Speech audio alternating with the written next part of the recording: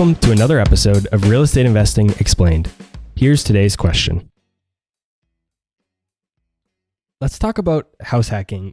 What exactly is that strategy? Yeah, so house hacking is the idea that you buy a 1 to 4 unit property with typically a 3 to 5% down loan.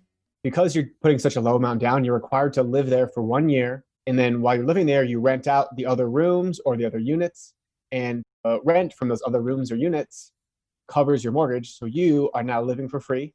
You're building equity in a house, and all of these things, all of these wealth generators of real estate are working for you, such that you're building tremendous amounts of wealth over time. And because you're saving so much, you're able to buy the next one in 1 year and buy the next one after that and a year after that. And you just start growing this massive portfolio that's building you tons of wealth over time. And it's hard not to get rich that way. Is it a scalable strategy? Can it be repeated multiple times? Yeah, I mean, I'm on my third one right now, and I haven't had really any problem with it. You'll get to a point, which I'm kind of at right now, where I now want to buy more than one a year, and you can't buy more than one house hack a year. But you do 2 or 3 of them, and you've got experience being a landlord. You're kind of ready to take that next step into maybe doing some sort of like BRRRR investing or just traditional buy and hold, or maybe flipping, something like that. But it kind of primes you for true real estate investing. So there's no loan covenants or anything like that that restricts you from doing more than one of these or having more than one owner-occupied loan at a time? Nope, you just have to live there for 1 year, and then you can go ahead and get another owner-occupied loan. That's the only stipulation. So who is this strategy perfect for, and who might it not work so well for? So I think there's a form of this strategy that works for everybody.